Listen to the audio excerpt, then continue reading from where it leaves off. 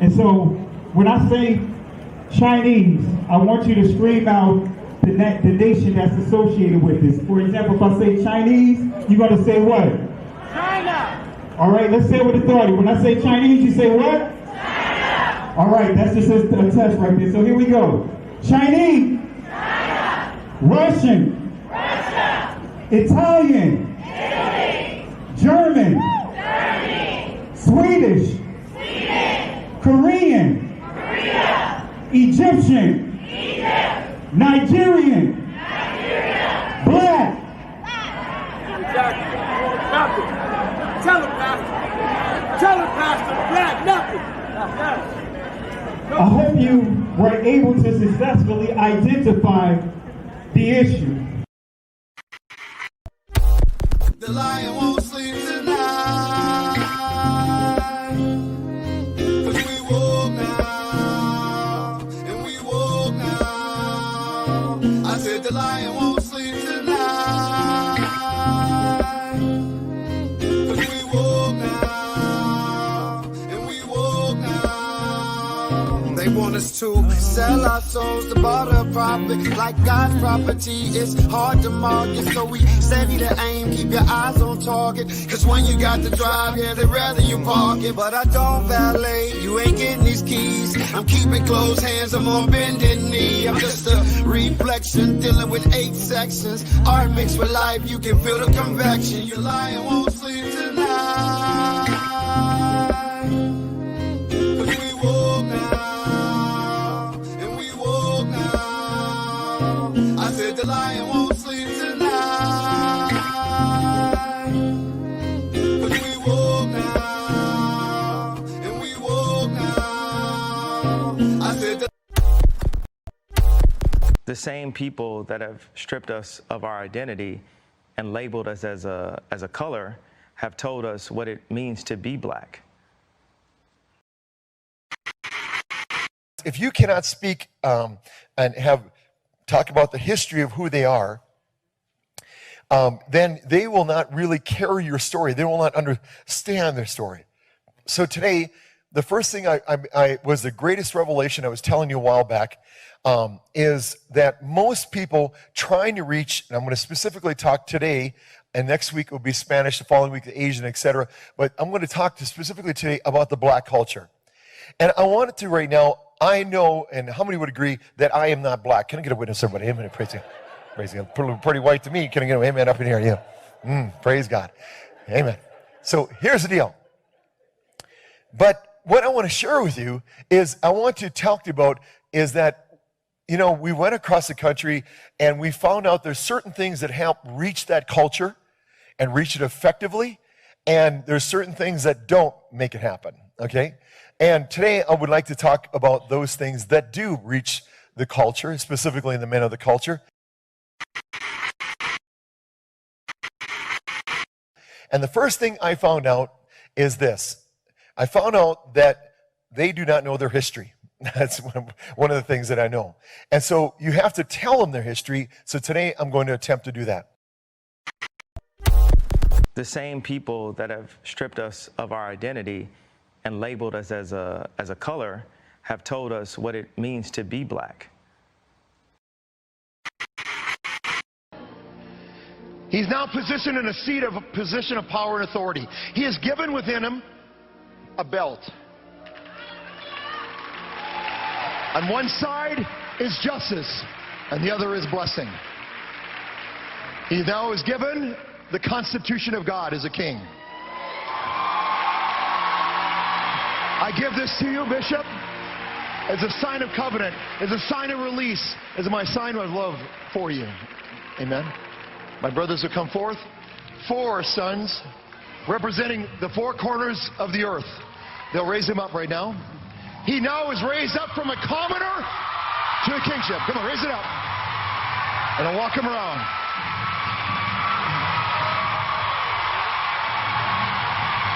Come on!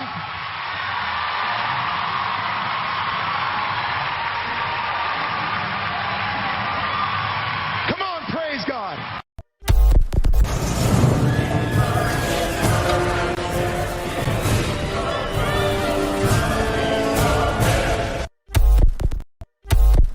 The same people that have stripped us of our identity and labeled us as a color have told us what it means to be black. נחשף ביערות בורקינה פאסו שבט קניבלים נטו נטו. שלום למנהיג השבט קזבובו. שלום עליכם. אברהם יצחק יעקב, יודע עברית, שולחן, חשבונית, קובי פרץ, מותקלס, יבוטאו. מר קזבובו, כולנו כאן בישראל מופתעים ונרגשים נוכח האפשרות שתעלו ארצה.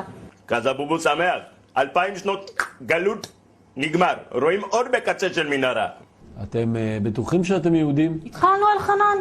אם הוא שחור הוא לא יהודי? לא בגלל שהוא שחור, הוא... מה הוא מה? קניבל. ומי אתה שתגיד לו מה לאכול, אם הוא קניבל הוא לא יהודי? אולי תבוא, תעשה אצלנו שבת?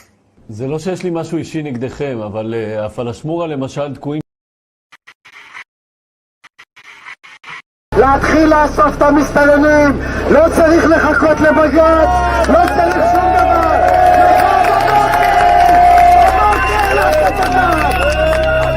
אני רואה חרא מחוץ לבית שלי, יריקות, פסיכופטים, אנשים שרק מחפשים איך לרצוח אותי בעיניים שלהם, אבל אף אחד לא מאמין לנו. אנחנו גזענים כדי לרצות לשמור על החיים שלנו ועל השפיות שלנו. אז אני גאה בלהיות גזענית, אם אני גזענית בשביל לשמור על החיים שלי, אז אני גאה.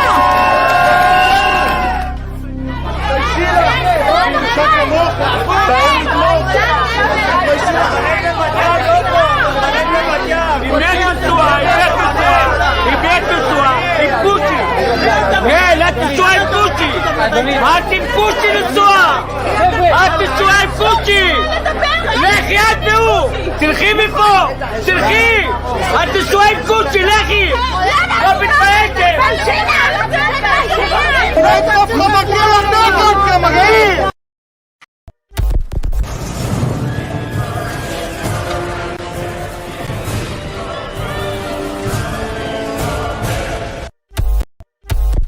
The same people that have stripped us of our identity and labeled us as a color have told us what it means to be black. You know what you are? You're an ancient Israelite. Ancient Israelite, that's who we are! That's who we are! So, if you give me time, But all that he said, no, we don't have... so many years. I know. Look at this. This is pages and pages of notes. And I promise we'll give more teaching. But here is my challenge to you. All right. I'm hearing some of your traditions. It's like the days of the Bible. Yes. Do you want to remain ancient Israelites or you want to be Jews? Do you want to remain ancient Israelites or you want to be Jews? Do you want to...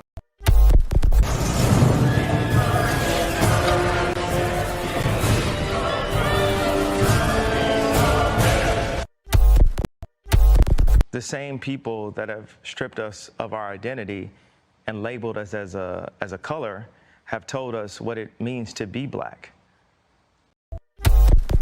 We would not know how to live on the Sabbath if it were not for the oral law. We would not know what the laws of the dietary laws of kashrut are if it were not for the oral law. We would not know what the tefillin, what the boxes on our arms and heads that we wear every morning in our prayer service, what they're supposed to be. And in fact, all of Judaism would be completely mysterious. It would be voodoo if it were not for the oral law. Milamed, it teaches us that Adam not only named the animals, but he dated all the animals. But he was not able to be at peace with any of them until finally Chava was created. Hashem didn't have a problem with that? I mean, dated means, I'm trying to use a nice word. What does dated means? What do you mean by dated? Dated means he took her out to Pisgah. Dated. They went out to the Chosan. They had a little, Monte. Relationship? You know. Not relationship, just dating. Let's keep it rated PG. We're going to keep it rated. We're going to keep it rated PG for the G for grandmas for this.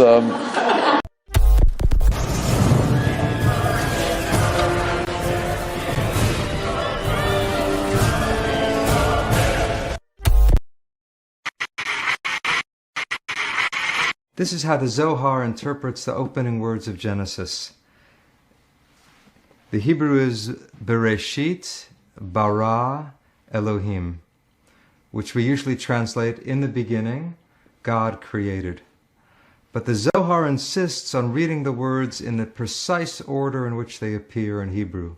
Bereshit, in the beginning, bara, it created, Elohim, God. In the beginning, it created God. The Zohar takes that to mean, in the beginning, infinity created God. Now, what could that possibly mean? God is now the object of the verse, not the subject, which sounds impossible or heretical, but the Zohar, I think, is saying that infinity is the true reality of God. Anything else that we call God is puny compared to that. That's our own imagination or our own estimate of what God could be. The same people that have stripped us of our identity and labeled us as a color have told us what it means to be black. The white man is enacting a story all over the world. We left our homes and flooded the world. We smothered culture. We smothered knowledge. We erased history and rewrote it our way. Myself, my grandfather is 100% Ashkenazi Jewish. Claiming to be Jewish, Ashkenazi Jewish is just a conspiracy. White men claiming to be of tribes of Israel when I'm Germanic. You know, I have no ties to Israel, no ties to Judaism. You know, except loosely written history that's been whitewashed over for centuries. And you know, from the Renaissance. Oh yeah, right. You wipe everything clean. It's funny how exactly the Renaissance. It's this rebirth, but it's white rebirth. Think of the same exact time the Renaissance is happening. Columbus is sailing to America and committing genocide. There's only one true ethnic Jew, the Mizrahi Jew, because they are Africans, and if you read the original Bible written in Phoenician Hebrew, they're not. Jewish people are not Europeans. The modern Jews in Israel are Russians or Khazars to be precise, from Russia. I learned it from my grandfather that he was an Ashkenazi Jew. Assalamu alaikum. In the 13th tribe, Arthur Koestler traces the origin of Eastern Europe's Jewish population that was largely decimated by the Nazi onslaught during the Second World War. Through extensive research, he discusses the history of a trading empire that was set up by a tribe known as the Khazars. The Khazar Empire was located between the expanding power blocks of Christianity and Islam, and the people were converted to Judaism by their king as a way of standing apart from both. The Khazarians and their wealth were dispersed through the countries of Eastern Europe after the collapse of the Khazar Empire. The Khazarians were not a Semitic people, that they called themselves Jews after their conversion to Judaism is as absurd as the Chinese Muslims calling themselves Arabs.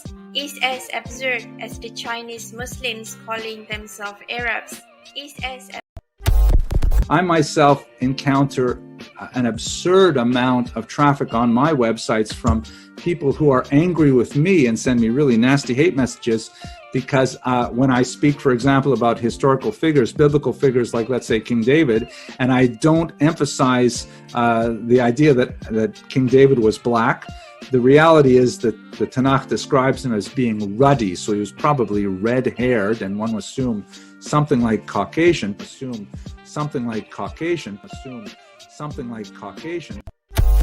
Did you say you assumed? Yes. Your Honor, may defense counsel use that blackboard? Yes. Thank you, Your Honor. Miss Olam, you should never assume, because when you assume, you make an ass of you and me. And I'm so glad you're here because you can bring great clarity.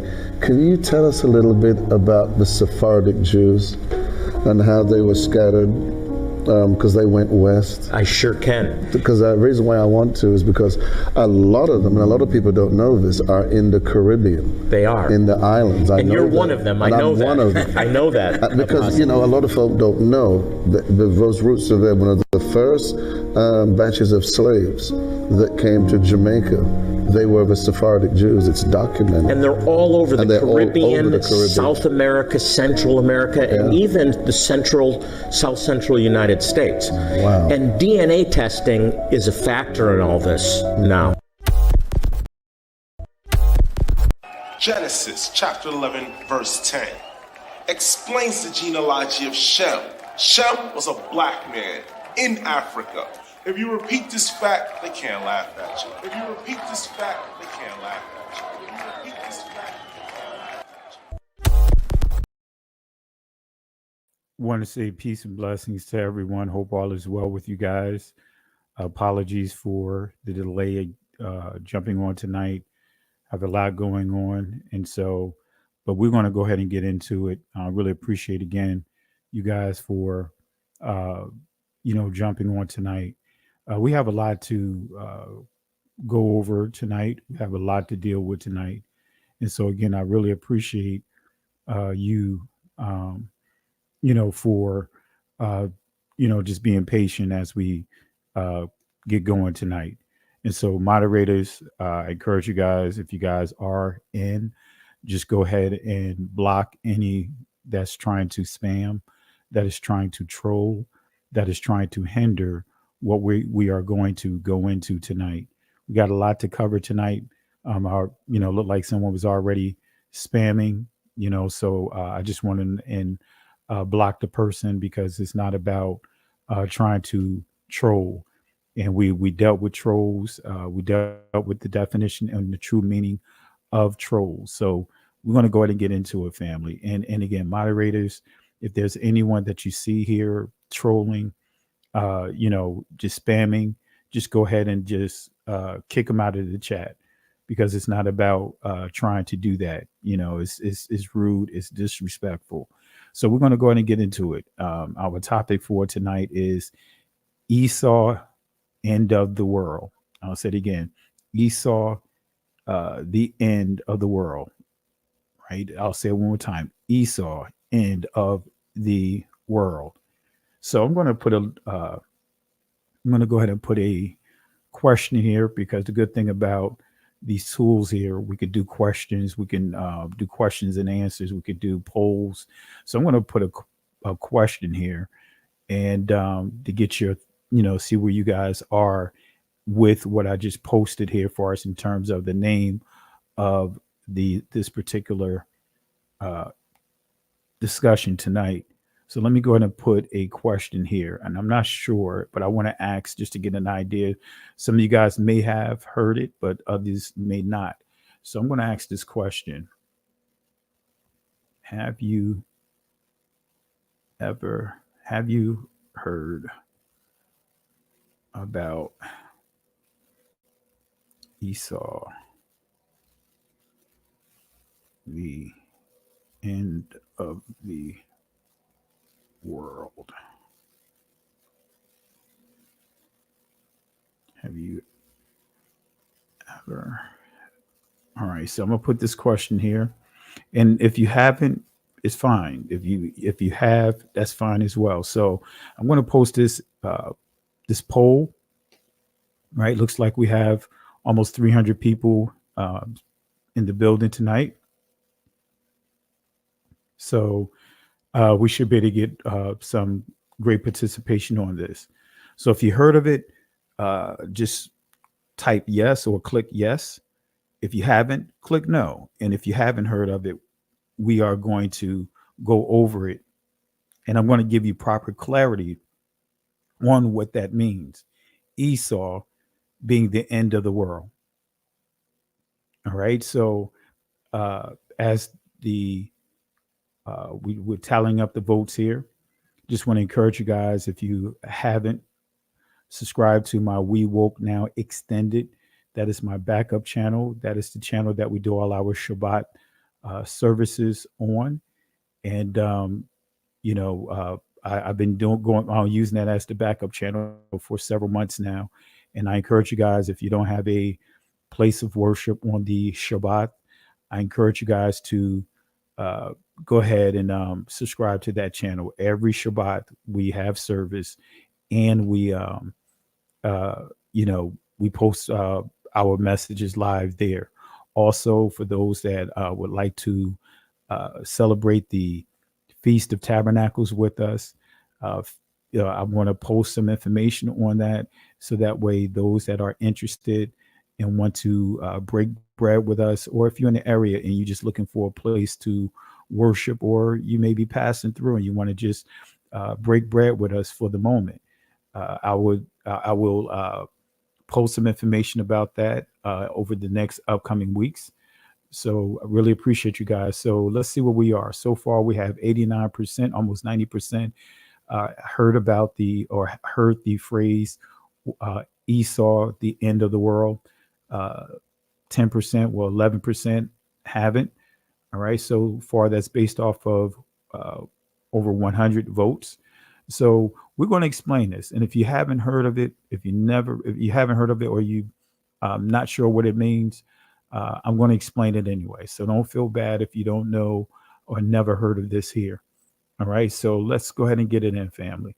And again, want to apologize for being late.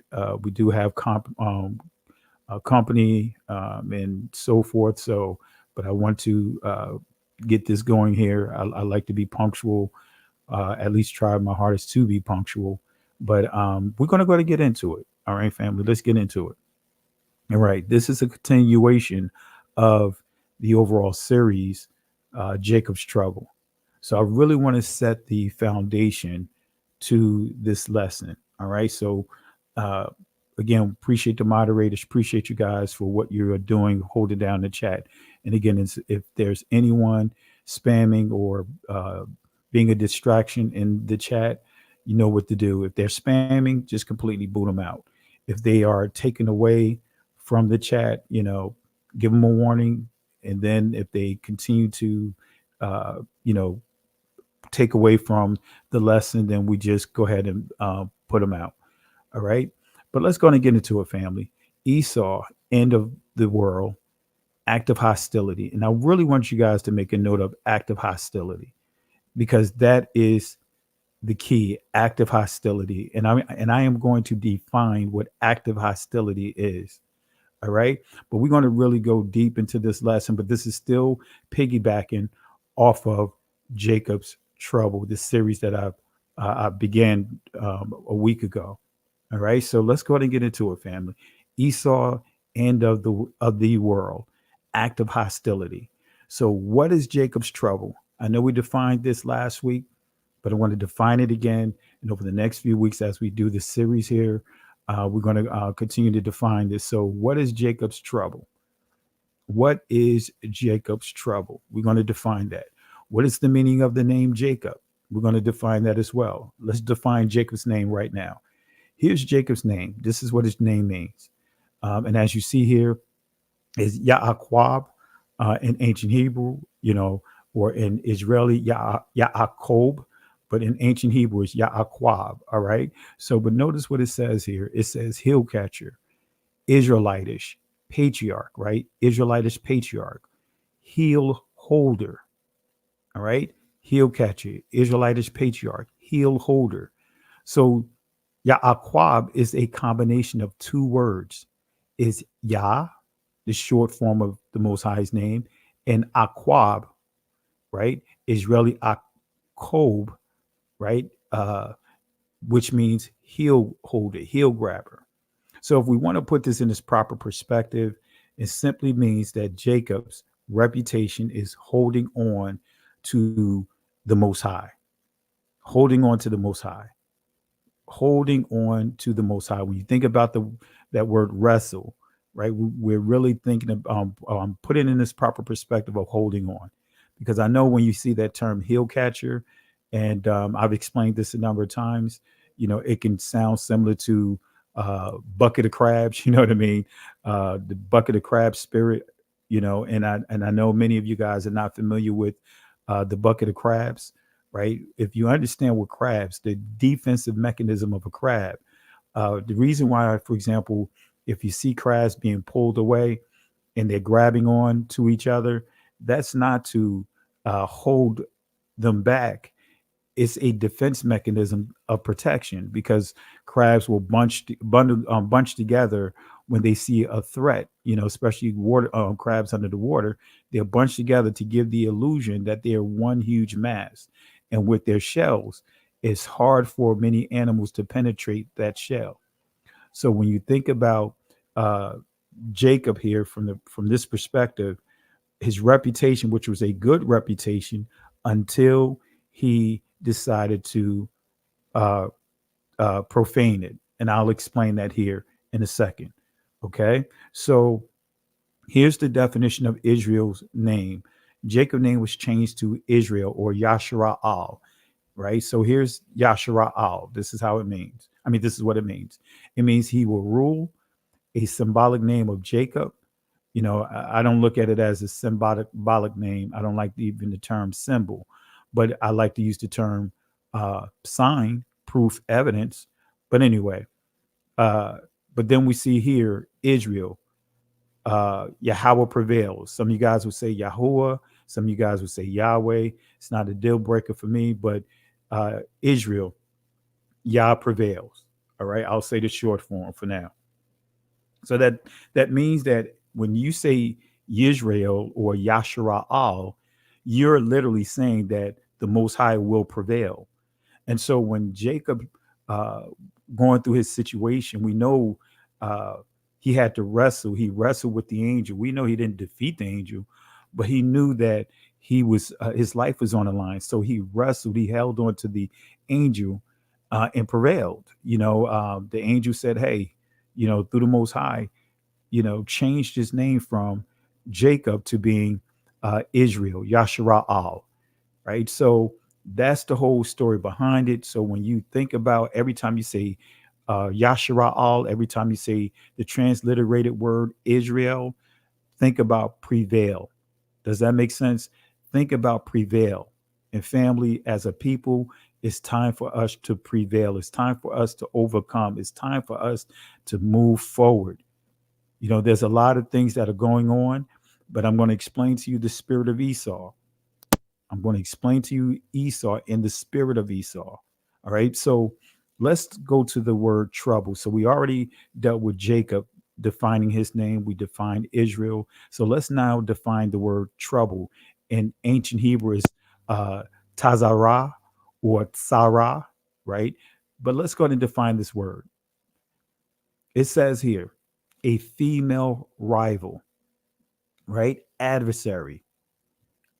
We see here adversity, affliction, anguish, distress, tribulation, trouble. And then we see here in some of the sub entries here, we see straight distress, trouble, but vexer, rival wife. But notice you see a female rival, right? And I know that this is a sensitive subject, especially when we start dealing with polygamy. When you understand polygamy, when a person brings another person, another woman inside their bedroom, and guess what? You have women having multiple men. Likewise, you are creating rivals, right? And when we understand Jacob had a rival. Israel has a rival. And one of the rivals is who? Esau, the descendants of Esau, Edom, right? So when we see Jacob's trouble is all throughout the scriptures, right? You'll see it in different phrases. As you see here, Jacob's trouble, or Jacob's adversary, or Israel's adversary, Jacob's adversity, or Israel's adversity, Israel's affliction, Jacob's affliction, Israel's anguish, or Judah's anguish. There's different ways that you'll see, but it still means the same. You see distress, tribulation, trouble. So again, when you see rival rife, that's something that really stands out. And if you really want to get a full understanding of that, illustration of that, go to First Samuel, read the first 2 chapters, and then where you see adversary, you'll see this word in Hebrew, tazarah or tsarah. You'll see that there. So when you start dealing with bringing other people, outside influences inside your marriage, guess what? You're creating adversity, you're creating adversary, you're creating rivalry, stress, right? Trouble.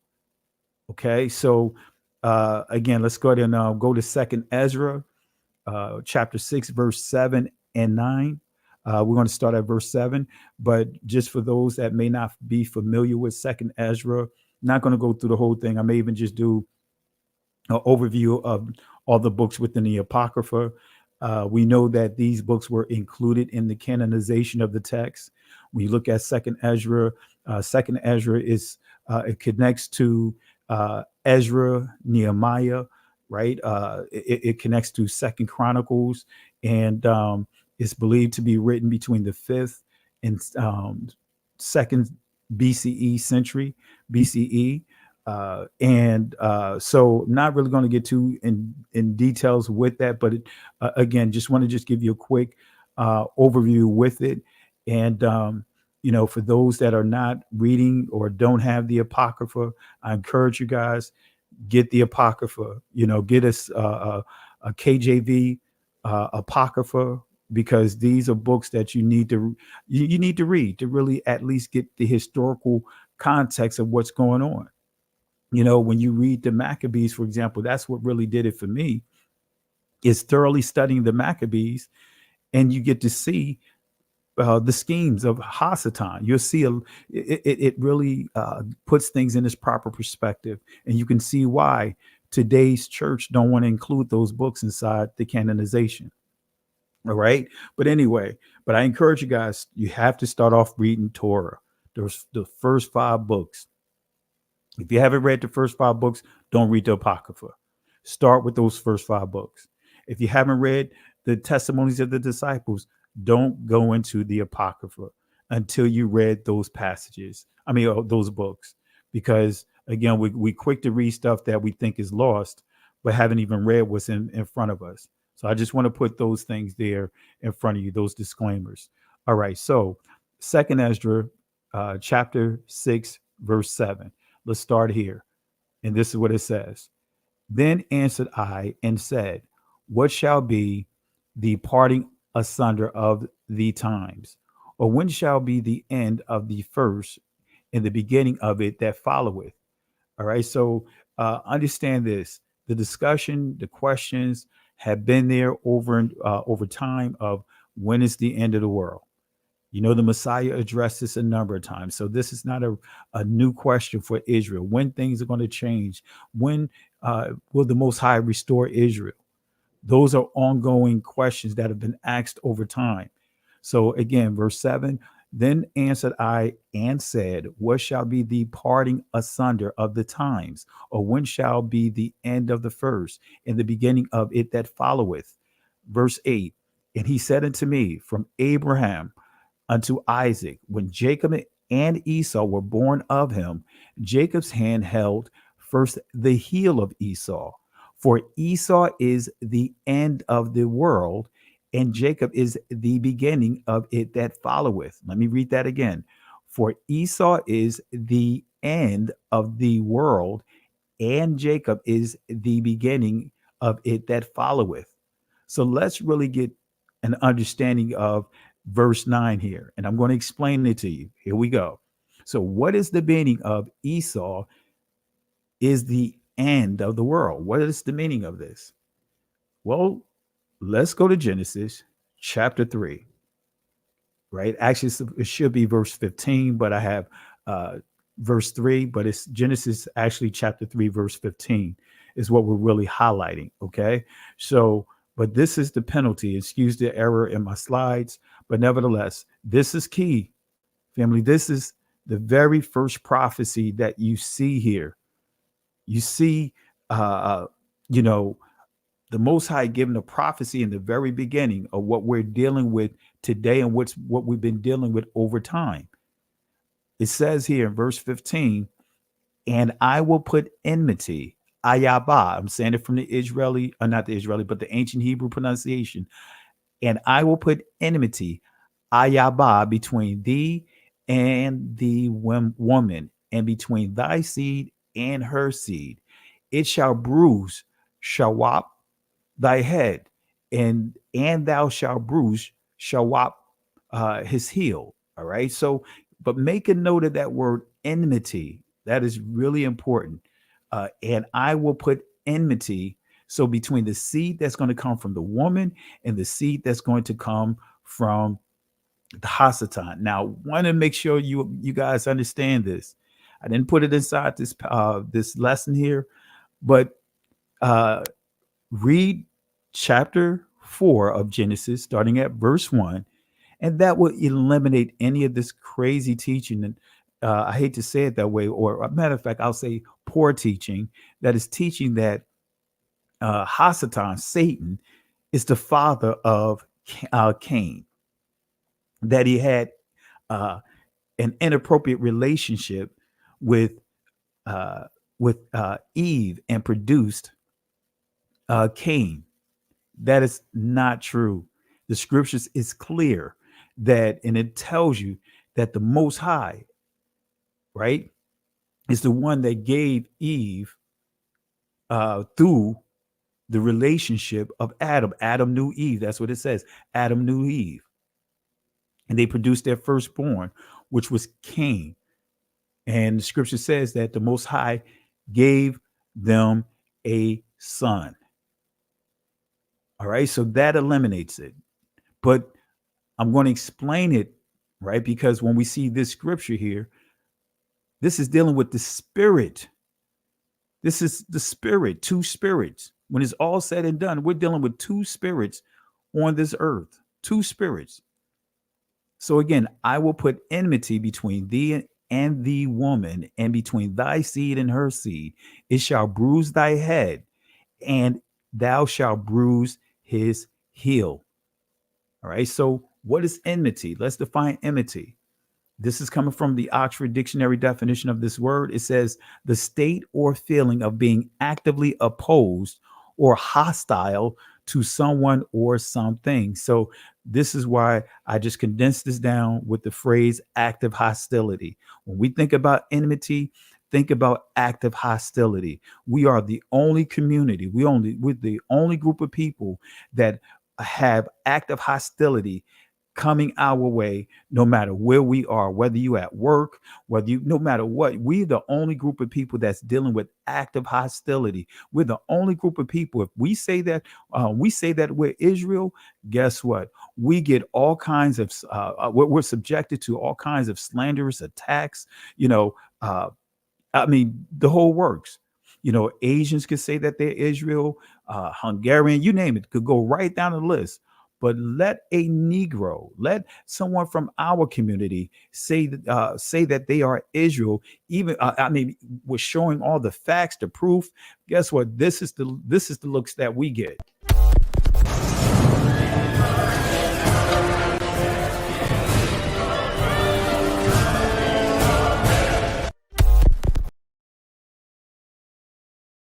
Right? So we all have to deal with active hostility.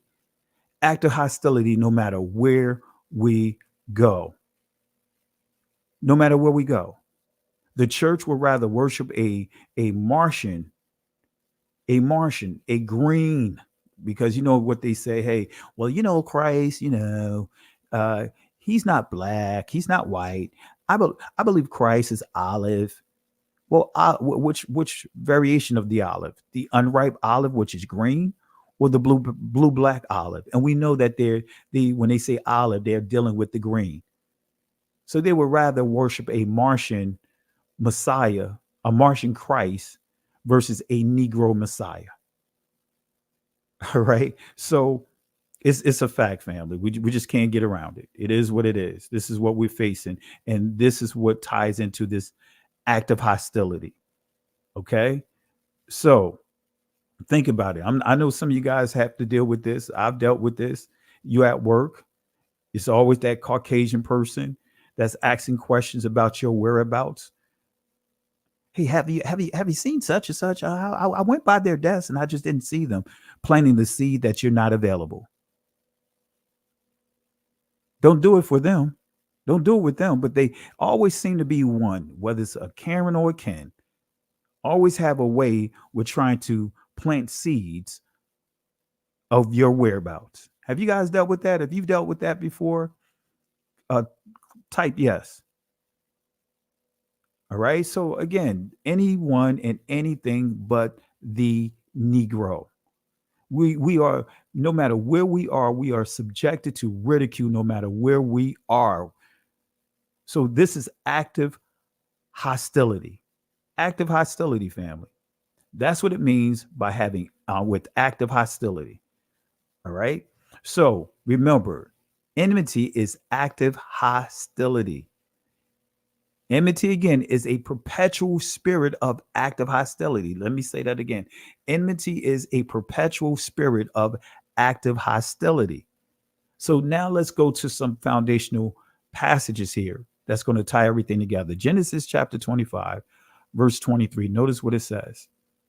And Yahweh said unto her, two nations. Now make a note of this, family. This is very important. Two nations are in thy womb. Let me say that again. Two nations are in thy womb. And two manner of people shall be separated from thy bowels. And the one people shall be stronger than the other people, and the elder shall serve the younger.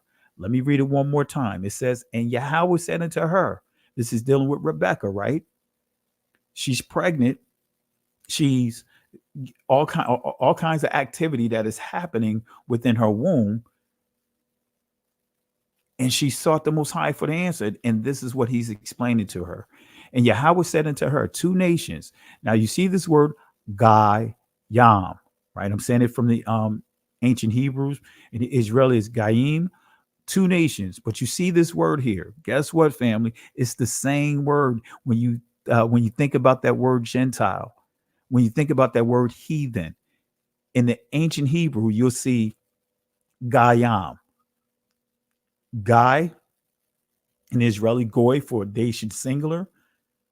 Gayam or Gayim in the Israeli for the plurality of the nations. So when you're reading Genesis chapter 10 and you see isle by the Gentiles, right?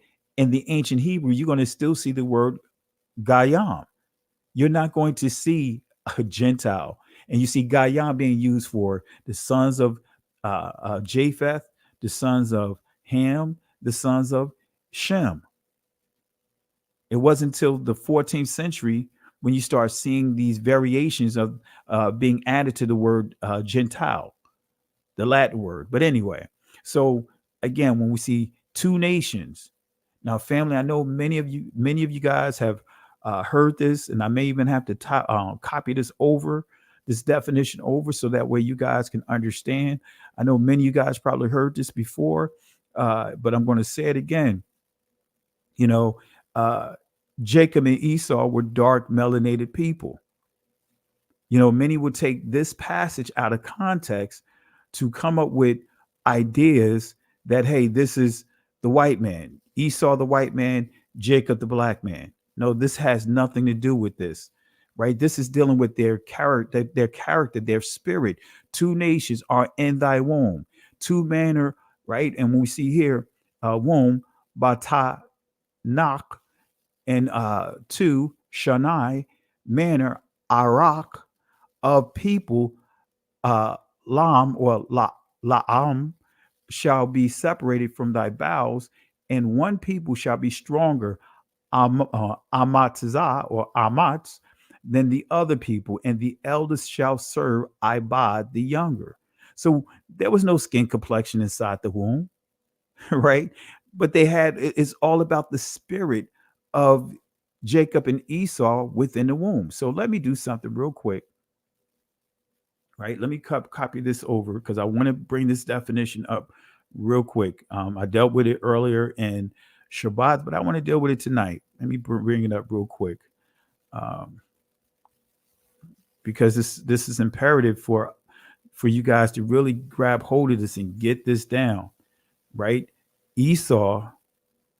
I'm dealing with Esau. I'm not dealing with his descendants. I'm starting with Esau. Esau was a dark, melanated Hebrew. He wasn't an Israelite, right? He was a Hebrew because the Israelites didn't exist at that time. Jacob was an Hebrew. Okay, so let me just do something real quick. I'm going to add this definition inside the scripture. I mean, inside the lesson. I'm not going to put it all here. I just want to add this one particular. Yeah, I know what I'm going to pull up here. Let's put ruddy here. All right, let's define ruddy. I'm going to put it in this lesson. And even if I have to do this every time I do these teachings until it sink in, because one of the things that many would default to whenever you see ruddy, they'll automatically go there with this passage, or not passage. They'll go there with saying Esau looked like basically Malcolm X. He had red hair. Family, we cannot take on some of the behaviors and the traits that we see the communities, our oppressors are doing, because that's the talking points. They'll say, hey, David had red hair. Esau had red hair. Those are assumptions. But let me just go ahead and give the definition of ruddy real quick, and then we'll continue. So hold that thought on the two manners of people. So you see this here, and I'm going to read from here, right? This is what you see here. Now, so in my bullet, my rip page effect, this is all what you see here, minus the Greek word here, and minus the Hebrew, but you're going to see verbatim what's here. All right. So this is what it says. Ruddy is the form taken by the adjective red when used as a term of praise of the human skin. And this is its use in the Bible. In other words, the Hebrew and the Greek words are usually words for red or to be red. But here's the kicker. The dark-skinned Hebrews found great beauty in a clear complexion. Let me say that again. The dark-skinned Hebrews found great beauty in a clear complexion. Let me say it one more time. I may have to say it a few more times for it to really sink in. The dark-skinned Hebrews found great beauty and a clear complexion. I'll say it one more time because I know some of the people that are watching are giving these looks right now.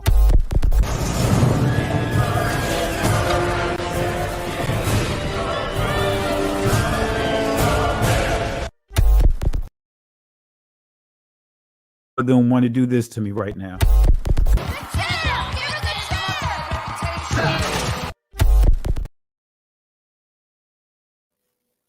Come on, family. This is the International Standard Bible Encyclopedia, 1915. This is written during the time, this entry is from the time when racism was at its all time. At its all time. At its all-time high. You had just before Red Summer, 1919 took place. So come on, family. So when we understand this here, it's and I want to say this here again. Dark brown. When you look at dirt, and I give the illustrations of it. When you look at Adamah, that Adamah looks like your skin complexion. All of us are dark brown, a dark reddish brown, dark. But guess what? We come in multiple shades. We all come in multiple shades. That's the cool thing about our community. But again, when we see here dark skin, it says the dark skinned Hebrews found great beauty in a clear complexion. And the reason why Esau's this is you see the word Adamai there is because, or Adamawanai or Adamni in the Israeli, is because he was hairy all over. And the writers wanted to make sure, when I say the writers, when we dealing with Moses, he wanted to make sure that we understood that there was no blemishes in his skin. He was hairy all over, and that's not the norms. You know, we, even though there's some hairy Negroes among us, but it's not the norm. And so when we look at King David, another example, and I did this before, I did this in our assembly early on. When you understand ruddy, it means dark. It means dark, right? So when you go to, I believe it's First Samuel chapter 16, verse 12, and you see the description of David, type in that passage, and guess what? You'll go to Bible Hub, and it will give you a list of different translation comparisons. And if you look at the New Living Translation, it'll say that David was dark and handsome. Other translations, you'll see reddish, or you'll see ruddy. So I just want to put that out there. You know, let's completely, remove a lot of this, the layers of poor teaching we've been subjected to, poor teaching and also deceptive teaching. Because when we think of ruddy, we think of how we were taught, like it's a white person, like it's kind of like a redneck. Many will use that, in the church to say, hey, a redneck, look, turning red. No, that's not what it means. Okay. So with that being said, let's go ahead and continue. Let's get back to this. Let's deal with Esau and Jacob. It says manner. When you see this word manner, arak, this is what it means. It says a well-trodden road. Again, a well-trodden road. Manner, path, traveler. So this is telling us when we deal with Jacob and Esau, two manners, it's saying two spirits. Still tying it back to the beginning. Two spirits of people, two spirits, two nations. Taking it all the way back to Genesis 3:15. Right? So two manners of people, two orders of people, two separate paths. All right, traveler. Okay, so let's go ahead and continue with this. So we see people, lam or la'am, it says this here. It says to gather a community, nation, people. Okay, so again, two nations, two paths, two different spirits. Remember, going all the way back to what we covered in the beginning, the spirit of the serpent, right? The spirit or the seed of the serpent was dealing with the spirit of that serpent, and then the seed that comes from the woman, which we're dealing with what? The spirits, two spirits. So two nations, two paths, two different spirits. So what is the spirit of Jacob? Right? The scripture tells us when we go to verse 26 in Genesis 25, it says, and after that came his brother out, and his hand took hold on Esau's heel, Aquab, and his name was called Jacob, Yah Aquab, right? So heel, Aquab, and then his name was called Jacob, or Yah Aquab. And Isaac was 80 years old when she bare them. So what is the spirit of Esau? What is the spirit of Jacob? Right? Verse 27 and 28. Notice what it says. And the boys grew, and Esau was a cunning hunter, a man of the field, and Jacob was a plain man dwelling in the tents. So Esau could not be a Caucasian. He could not handle, if he was a Caucasian, if he had no pigmentation in his skin, he would not be able to handle the temperatures in that part of the country during that time. You're talking temperatures in excess of, especially in the summer months, can get up to 115, 120 degrees. He would not be able to handle that. I've been in the desert over there. Not in Israel, but I've been to Iraq. And even in the wintertime, At night, it gets real cold. You can have frost on your car. It could get below freezing. But during the day, you're still looking at temperatures 110 degrees. It's dry heat, but it's still hot. So the boys grew, and Esau was a cunning hunter, a man of the field, and Jacob was a plain man dwelling in the tents. So Esau was very crafty. He was very cunning, strategic, because when you're a hunter, you have to be what? Very strategic. You have to understand strategy. And then Jacob was a plain man dwelling in the tents. And this is where you get the story of the house Negro versus the field Negro, even though it's expressed a little different, you know. So let me block this person. I look like somebody trolling and put something in there. Anyway, not going to give them the time of day, right? So when you look at Jacob and Esau, right, it says the boys grew. Esau was cunning. He was a cunning hunter, a man of the field. All right. And Jacob was a plain man dwelling in tents. Again, this is where you get the house Negro and the field Negro. Jacob was the house Negro. Esau was the field Negro. Now, neither one of them were sellouts at this time. But again, let's deal with their mannerism. Let's deal with their character. It says Jacob was a plain man. And then it says Isaac loved Esau because he did eat of his venison, but Rebekah loved Jacob. So we see that, you started seeing the spirit of favoritism causing a divide as well through the parents. Parents showing favoritism over the other. Esau was favored by Isaac, and Rebekah favored Jacob. So Jacob was plain. Let's see what this word plain means. All right. Glad you guys asked.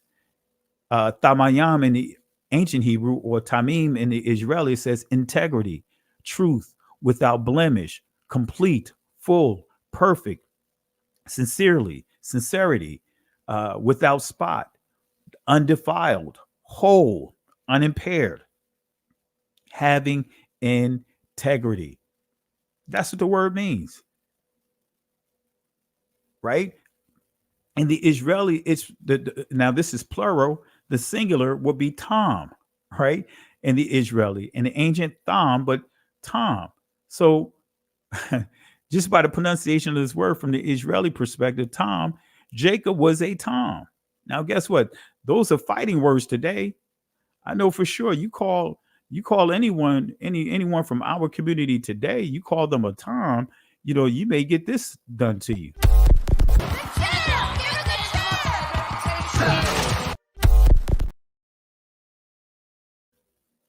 Yeah, we had to be careful when you start pulling words like that out, right?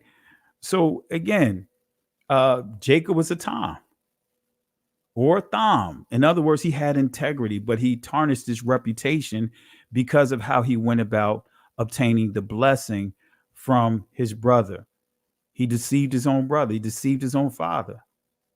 But anyway, that's a whole nother discussion. But let's go to verse 40 and 41 of chapter 27, and notice what it says. And by the sword. Now, this is the prophecy that Isaac is giving his son Esau once Esau discovered that Jacob had stole the blessing from him, that the blessing was given to Jacob. He asked if his father could speak another blessing. And this is what the father said to him. And this right here is important. Make a note of this. It says, by the sword shalt thou live, and shalt thy brother, let me read it again. And by the sword shalt thou live, and shalt serve thy brother, and it shall come to pass when thou shalt have dominion, that thou shalt break his yoke, Ilah, from off thy neck. Let me read it again. And by the sword, right, Harab, shalt thou live, and shalt serve thy brother. And it shall come to pass when thou shalt have dominion, Rayad, that thou shalt break his yoke from off thy neck. So this is telling Esau that his descendants is going to be what? Subjected to Jacob's descendants. But it said that there's going to come a point in time that his descendants is going to rebel and break that yoke. This is not dealing with slavery, but this is dealing with authority. That Jacob, the descendants of Jacob, Israel is going to have the authority, going to have more authority. But it's saying this is a prophecy. This is a word that is being spoken to Esau from Isaac, stating that his descendants was going to be subjected to the Israelites, the descendants of Jacob. But a time is going to come when he's going to break that yoke. Their descendants are going to break that yoke. All right. Verse 41. And Esau hated. And this is the key, family. This is the key. This is what I really want to bring home, that point that I started off with, Genesis 3:15. Esau hated Jacob. And the word you see there is shatam. That's how you pronounce it in the ancient Hebrew, shatam. Because in the Israeli, you're taught that in the ancient Hebrew is pronounced shan, this letter right here. In the Israeli, you're taught that this letter, depending on where that naquad or nikud, that dot is at the left or the right, you'll pronounce it whether with a sh or a s. If it's to the right, it's sh. If it's to the left, s. In ancient Hebrew, didn't have all of that. You have a separate letter that makes a s sound, and that is the samak. In the Israelis, samek. All right, but anyway, and Esau hated Shatam, Jacob, because of the blessing wherewith his father blessed Barak him. And Esau said in his heart, the days of mourning for my father are at hand. Then will I slay Harag, my brother, Akyah, Jacob. Let me read it one more time. And Esau hated Jacob because of the blessings wherewith his father blessed him. And Esau said in his heart, he purposed in his heart, he made a promise to himself, the days of mourning for my father are at hand. Then will I slay my brother Jacob. So he made it a point that he was going to slay his brother. But again, you see, Esau hated Shatam, Jacob. Again, Esau hated Jacob. He hated him, right? So this is what Shatam means, to lurk, right? An example, persecute, hate. Well, guess what? That's trolling, right? But notice what it says here, transliterated to Satan, pronounced Satan, right? This is why you hear some people with from a Hebraic perspective would say Shatan, Ha Shatan, right? Shatan is the ancient pronunciation of the word hate, but it's transliterated to Satan or Satan. So it says here, to hate, oppose oneself, to bear a grudge, retain animosity against, cherish animosity against. But the key here, we see to lurk for. To lurk for. Right? Let me pull a definition up in here real quick. Right? Let me pull a definition up in here. Let me pull another slide up in here. Fumbling over my words. All right, let me pull up another slide here. I want to add this to here so we can really bring this point home. You guys heard me say this before, and I'm going to say it again. All right, I'm going to say it again. I'm going to do this again. I'm going to keep reiterating this here. All right, let's see here. And I'm going to make a key point here, but let me pull this in here. I want to make this point here. Bear with me 1 second. All right. You guys heard me teach this before, especially when I did the lesson on tail bearers, but I'm going to do this again. I'm going to highlight this again because this spirit is running rapid and it's being promoted through social media. All right. Let me pull this up here, and I'm going to put another one here. All right. Bear with me 1 second, family. All right. All right. So I want you to make a note of the definition where we see enmity, right? The key definition for enmity. I want you to pay attention to that, and then we're going to build on that. So again, we see the word shatam, which means to lurk for. An example, persecute, hate. So Esau is operating in the spirit of what? Trolling.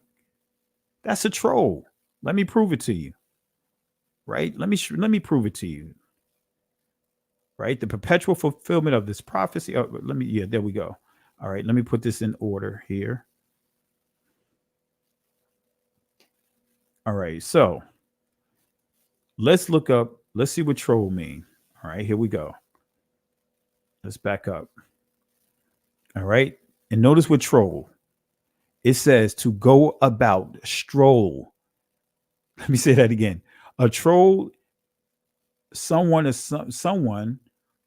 that goes about, to go about, stroll. And as we see here, a hunting term, in other words, wander, to go in quest of game. That's dealing with prey without purpose. So that's what a troll is, right? And we have a lot of trolls that is trolling in this community and outside of this community. Social media created are really breeding the spirit of trolling. And many people think it's a good thing to be trolls. Think it's a good thing to be trolls. So we see that, Jacob is going to be trolled by Esau.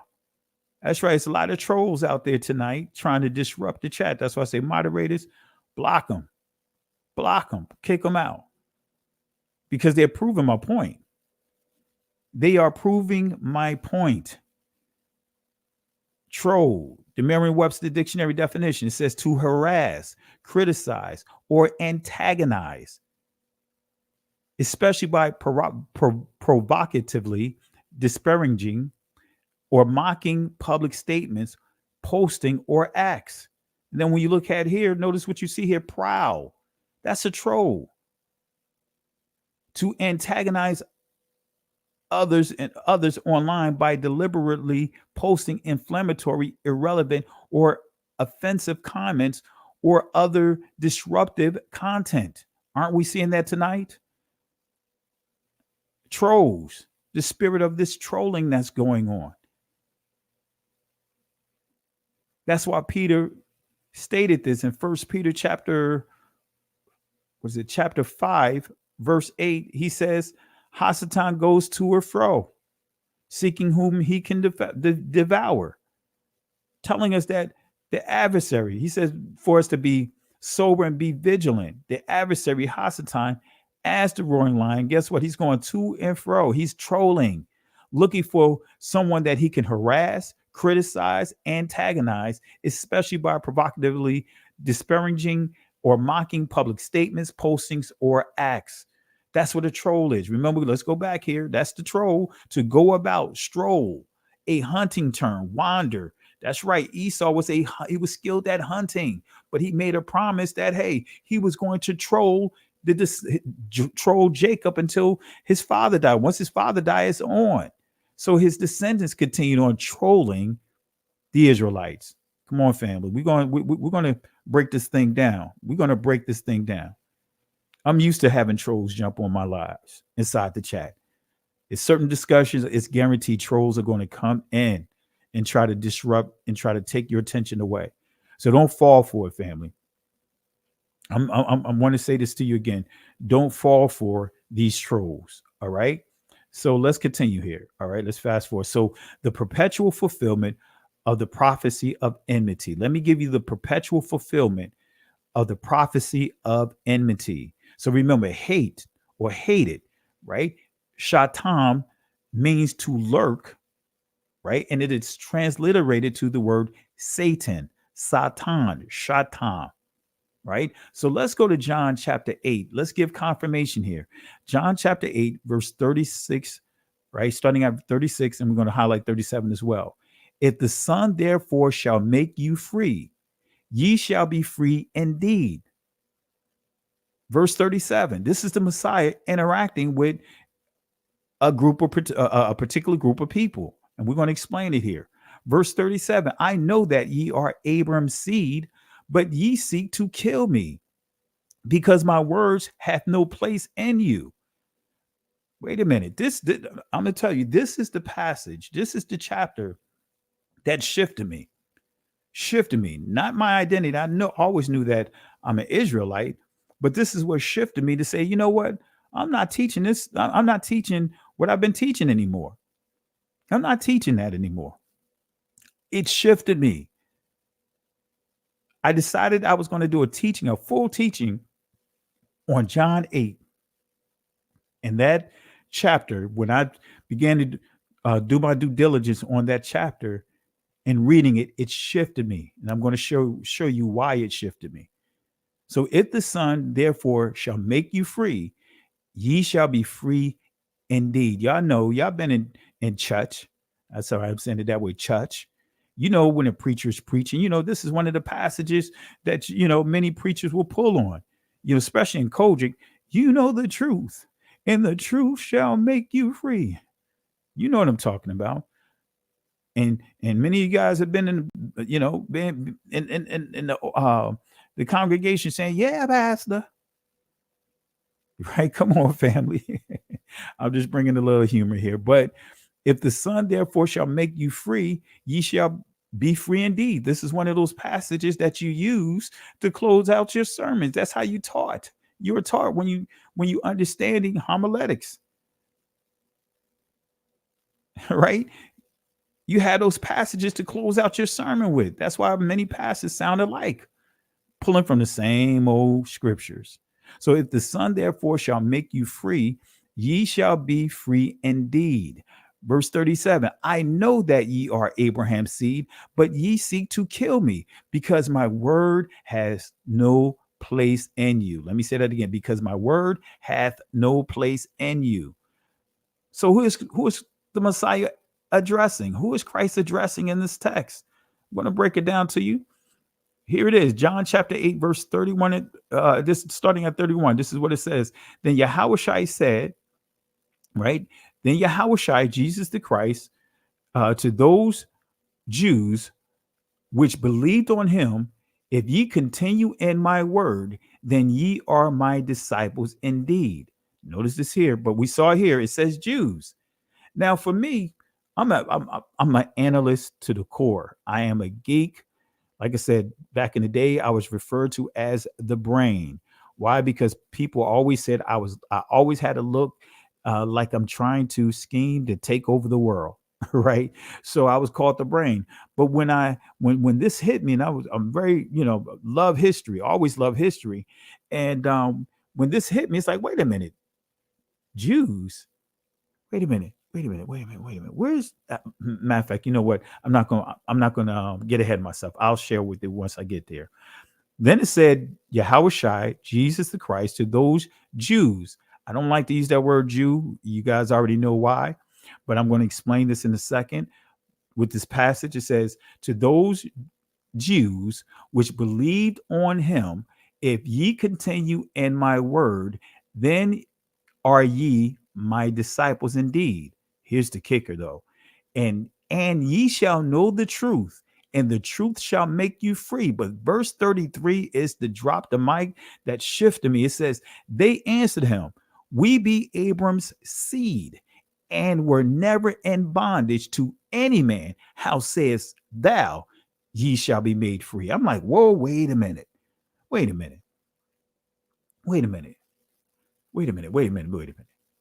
Israel has always been, for the most part, seem like they've always been in captivity. So much to where the Most High told the prophet Jeremiah the judgment he was going to bring on them. Jeremiah was like, oh man, another captivity? Because here it is. They just got finished dealing with pretty much the Assyrian captivity. Now the Babylonian captivity is is being foretold. And even before then, there's several captivities when you read the book of Judges. So Israel was in captivity after captivity after captivity. And even in the book of Jeremiah, the Babylonians invaded Israel or invaded Jerusalem 3 times, right? So bondage. And even during this time of the Messiah, Israel was a province of the Roman government. Israel was in captivity to the Roman government. But you had these people saying that they never knew bondage. Israel was in bondage at this time. The only reason why they were able to continue to carry out their identity, their heritage, is because they paid taxes. They paid taxes, family. That's the only reason why. All right. Let me see here, making sure I didn't miss anything. All right, because I know I only have one screen up. All right, so I can't see everything here. So, all right, family, I'm just checking here just to make sure. All right, okay, I didn't miss any comments. All right, so let's go to get going to it. So, continue with this. So it says, they answered him, "We be Abraham's seed, and we were never in bondage to any man." And I'm like, wait a minute. I know I just didn't see what I saw. I know I just didn't see what I saw. I know I just didn't read what I read. We be Abraham's seed, and we never knew. It says and we're never in bondage to any man. How sayest thou, ye shall be made free? And when you understand, Abraham had descendants, right? He had a particular seed through his son Isaac, right? That were never in bondage, pretty much. I'm going to highlight that here. This just really opened my eyes here, right here. And in a nutshell, Esau. Because when you study even this time here during the Maccabees, you'll see that at that time the king, I believe the name is Hyrcanus, I always butcher his name. He allowed and actually really forced the Edomites to dwell among them. Right? Because the Edomites' territory was like about 20 to 30 miles south of Judah's territory. So during the Maccabees, he allowed them to dwell among them. But let me show you. I'm going to prove that this is Esau, Edomites, that the Messiah is dealing with here. Because it's interesting, all through the law and the prophets, you see Edomites. All through the Apocrypha, Edomites. But you really don't see them once we get into the renewed covenant. Many of you guys call it the New Testament. I think you may only see, if you search for it in the KJV, you may only see Edomites or whatever like 3 times. All right. But it says here, they answered him, "We be Abraham's seed, and were never in bondage to any man. How sayest thou, ye shall be made free?" When we go to Malachi chapter 1, verse 3 and 4, notice what the Most High says about Esau. "And I hated," we see another word, right? We see Shatan or Shatam by Esau hating Jacob, right? But here we see, here in this passage, we see the Most High saying he hate Esau. But here we see a word Shana. We don't see Shatam. "And I hated Esau and laid his mountains and his heritage waste for the dragons of the wilderness. Whereas Edom saith, we are impoverished, but we will return and build the desolate places. Thus saith Yahweh of hosts, they shall build, but I will," right? "Throw down, and they shall call them the borders of wickedness, and the people against whom Yahweh hath indignation forever." All right. So again, we saw Shana, and this is what Shana means. It says this here. It says enemy, foe. All right. That's key. Enemy, foe. So now the Most High is saying Esau is an enemy. He's a foe. But the question is, why did Yahweh refer to Esau as an enemy, as a foe? Well, I'm going to give you the answer right here. Because Esau threatened to kill the promise. Let me say that again. Because Esau threatened to kill the promise. By him stating that he wanted to kill his brother, he's going to troll his brother. You know, once his father died, he was going to kill him. Shot Tom. He threatened to kill the promise, because the blessing is the messianic promise of the Messiah coming through their lineage. So by him threatening to kill Jacob, his brother, that means ultimately he's going to kill or threatening to kill the Messiah. He promised that his seeds, he and his seeds is going to what? Kill the hope of Israel, the deliverer of Israel through the Father Yahweh. So because Esau threatened to kill the promise, let me prove it here. Let's go to John chapter 8, verse 43, starting at verse 43. Look what it says. Why do ye not understand my speech? Even because ye cannot hear my word. Notice what it says in verse 44. Ye are of your father, the devil, Shaitan, and the lust of your father ye will do. He was a murderer from the beginning. Oh, wait a minute. See, the Messiah called them out. He was a murderer from where? The beginning. Now we're getting into what? The seed of the serpent, the seed of the woman, the seed, the spirit of Esau versus the spirit of Jacob. When it's all said and done, it's only two spirits. Either you're going to have the spirit of Yah or you're going to have the spirit of Hasatan. The spirit of Yah, we already know the fruits of the spirit. So again, family, that's why we have to understand context is everything.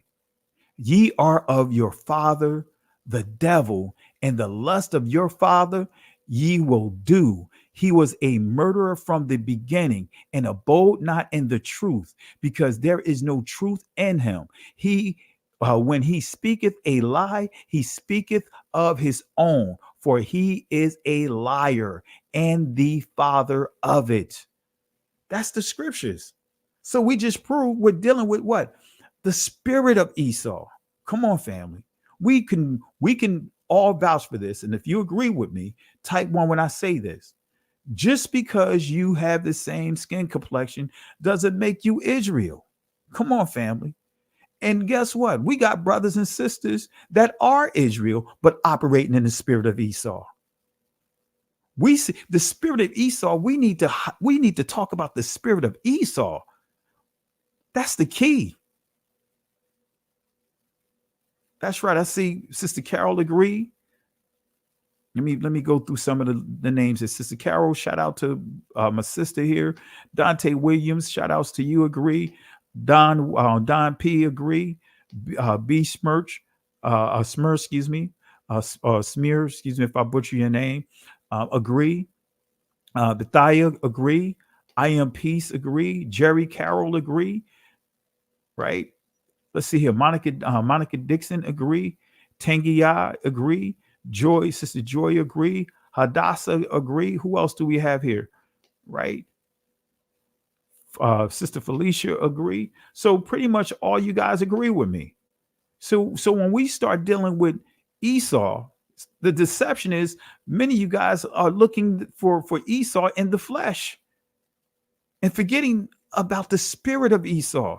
So you could be an Israelite and a blood descendant of Israel and still operate in the spirit of Esau. Anyone that's trying to kill the promise, anyone that's trying to destroy your hope, guess what? They are operating in the spirit of Esau. That's a fact. Esau, he's all around us, family, and I'm going to get to that in a second. Esau, he said, ye are of your father, the devil, and the lust of your father ye will do. He was a murderer from the beginning and abode not in the truth, because there is no truth in him. When he speaketh a lie, he speaketh of his own, for he is a liar and the father of it. So, family, just because people may look like you, talk the talk of saying we the people of the book, family, pay attention to their spirit, the spirit of Esau. That's what the Messiah said. Warned about wolves in sheep's clothing, because Israel is referred to as the sheep. So he's saying wolves in sheep's clothing. In other words, man, the deception, the delusion, the agenda is going to look just like you. Some of the worst things that you're going to have to deal with is going to be from people that look just like you. Just because they say that they Israel, just because they cry, Lord, Lord, or Adonai, Adonai, does not mean that they will be saved. We're dealing with the spirit of Esau right now. There are people, there are agendas that have nothing more than the purpose of trying to destroy the hope of Israel, destroy the hope of the Most High's people. Right? So we see here again, the Messiah called it out. The Messiah called it out. So again, what is the meaning of Esau is the end? Let's explain this. Esau is the spirit of the serpent. Esau is the spirit of killing the promise. So where is Esau hiding? Right? Where is Esau hiding, family? Where is Esau hiding? Where is Esau hiding? See, this is the kicker, family. Esau, man, we make it easy for Esau when we try to minimize, or if we try to lock Esau within a certain space, we're making his job easier. And I'm going to show you why, and appreciate everyone for participating in the poll. We had over 300 participants. Really appreciate it. 88% said that you've heard and of this term Esau, the end of the world. Really appreciate it. 12% said you haven't heard it. So, but again, now if you never heard it, you heard it now. You're hearing it now. All right. So, family, let's go to get those likes up. We have over 200 thumbs up here. Let's see if we can get to 300 before the night is over, before we conclude this lesson here. All right, let's see if we can get those likes up to 300. Hit those likes, subscribe to the channel. If you're not subscribed to it, share the lesson on your YouTube channel, share it on your social media spaces. All right, let's break the algorithm. Let's break the algorithm. All right, so here we go. Here we go. Here we go, family. How are they able to hide? And I want to make this clear. Esau, when I say spiritual Esau, yes, we know Esau still dwells in this flesh. They're tangible people. There are tangible groups of people. But contrary to what many think and believe, Esau fled into Africa as well. He fled south as well. He didn't just go to the areas that many are really wanting to focus on. Italy and those areas. No, Esau also fled into further into Africa. But let's go ahead and touch on this. So how are they able to hide? How are the Edomites able to hide? Right? Let's go to Jeremiah chapter 49, starting at verse 7. Concerning Edom, saith Yahweh of hosts, is wisdom no more in Teman? Is counsel perished from the prudent? Is their wisdom vanished? See, these are the questions are being asked about the descendants of Esau, Edom. Verse 8, flee ye, turn back, dwell deep, O inhabitants of Dedan, for I will bring the calamity of Esau upon him, the time that I will visit him. Verse 9, if grape gatherers come to thee, would they not leave some gleaning grapes? If thieves by night, they will destroy till they have enough. So what they're saying is what this is describing is the treachery of Esau, the hatred that Esau has for Israel. Because it's saying, hey, if it was grape gatherers coming, would they not leave some grapes for others that don't have to glean? If there were thieves thieves by night, if they came in and they to rob a place, they'll take all what they have and they'll cut out, because they know that they can't take everything with them. So it says till they have enough.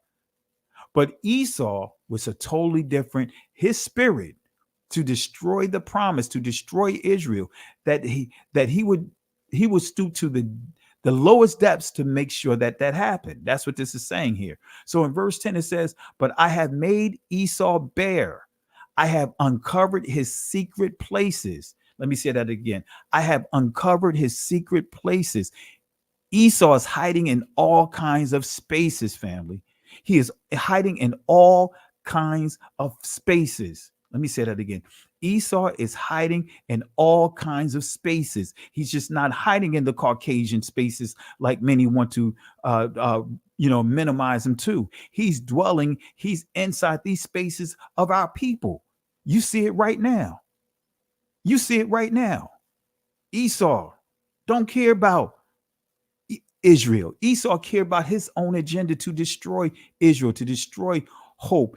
Esau is a troll. We have the spirit of trolling that's going on inside our community and outside of our community. We have the accuser of the brethren, that spirit all up in our community and outside of our community. That is the spirit of trolling. Doing what? Wanting to kill the promise. But notice this here. It says, I have made Esau bare. I have uncovered his secret places, and he shall not be able to hide himself. His seed is spoiled, his brethren, his neighbors, and he is not. So his seed is spoiled. His seed has been contaminated because of his behavior. The Most High literally made it clear that that Esau is an adversary.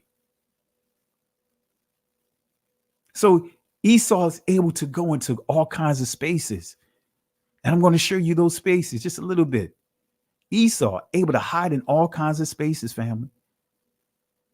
Not just the Romans, not just the Greeks, not just the Khazars, all kinds of spaces, even within our community. Esau is in all kinds of spaces. Come on, family. All kinds of spaces. That spirit of Esau is no joke, family. So even if those that don't want to, don't believe me, or say, hey, you know what? I don't believe that. When you see that word Jew, that Christ is dealing with the Edomites, hey, you entitled. But guess what? Those group of people still threaten to kill the Messiah, right? So whether you believe it or not, but we do know when you study history, King Herod the king, the Edomite king, we know that he replaced the Sanhedrin with he added 70 of the 72 members of the Sanhedrin were Edomites. We know that many of the Pharisees were Edomites. All right, so I just want to make sure you're clear on that. All right, but anyway, verse 10, but I have made Esau bare. I have uncovered his secret places.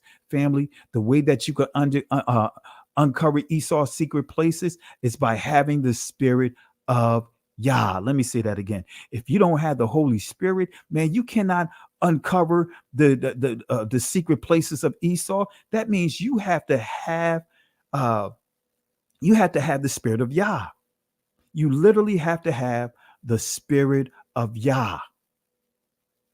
Let me say that again. You literally have to have the spirit of Yah in order to what? Uncover, to expose Esau's secret places.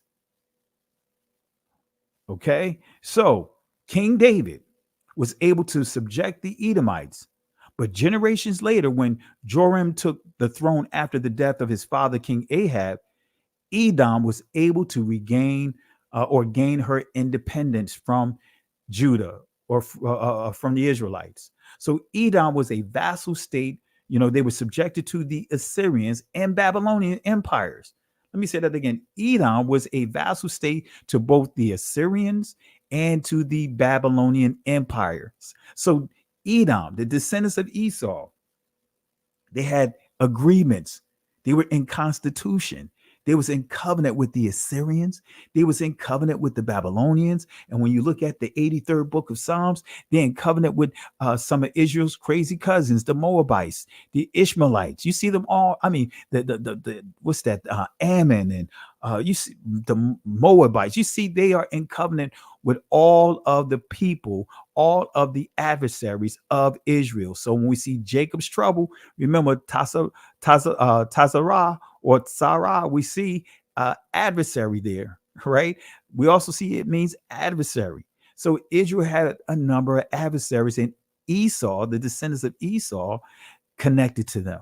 So in 594 BC, Edom formed an alliance with 5 nations, including Judah, and rebelled against the Babylonians.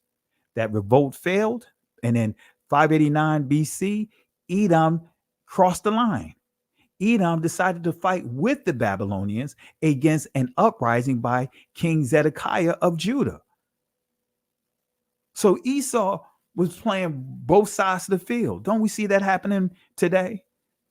Don't we see that happening right now? We see that right now. We see hop and bobs right now. That's what I'm going to call the spirit of Esau, people that are carrying out and doing things that's really attacking the community. I want to give a shout out to Nguzu Sabah. I want to say peace and blessings, family. Let's show some love for the contribution tonight.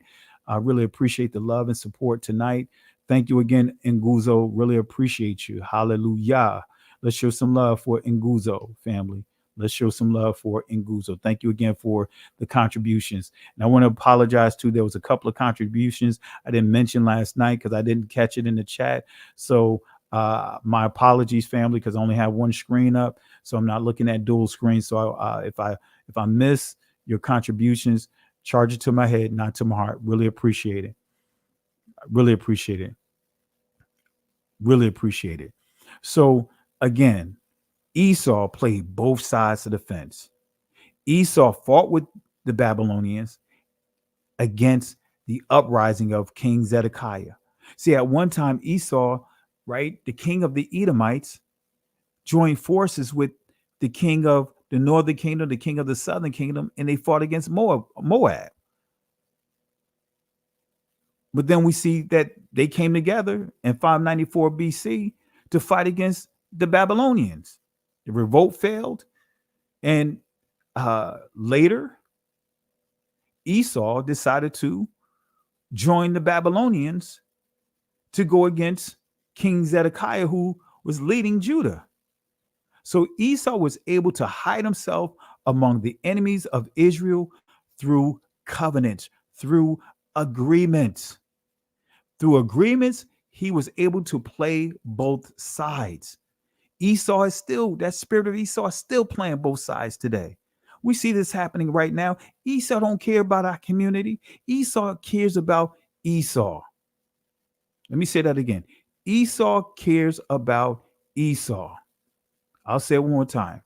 Esau cares about Esau. All right. Appreciate it, Sister Carol. Let me check the email. You said you sent me an email. Let me see here.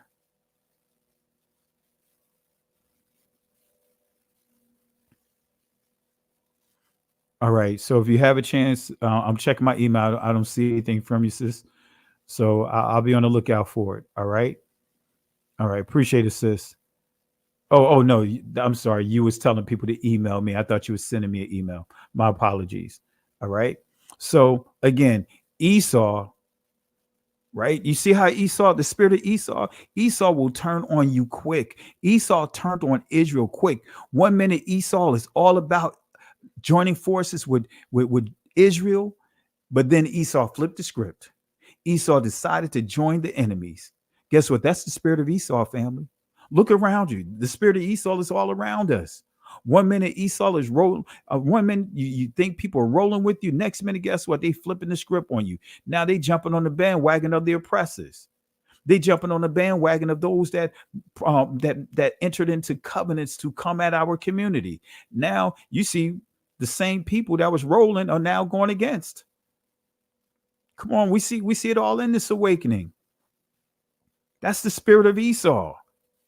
So Edom was overrun by the ancient Arabs. And when I say the ancient Arabs, not the Arabs that we see today, not these Ottoman, not these Turkish people. Edom was overrun by the ancient Arabs and then subjected by the Maccabees, who forced them to live among Judah.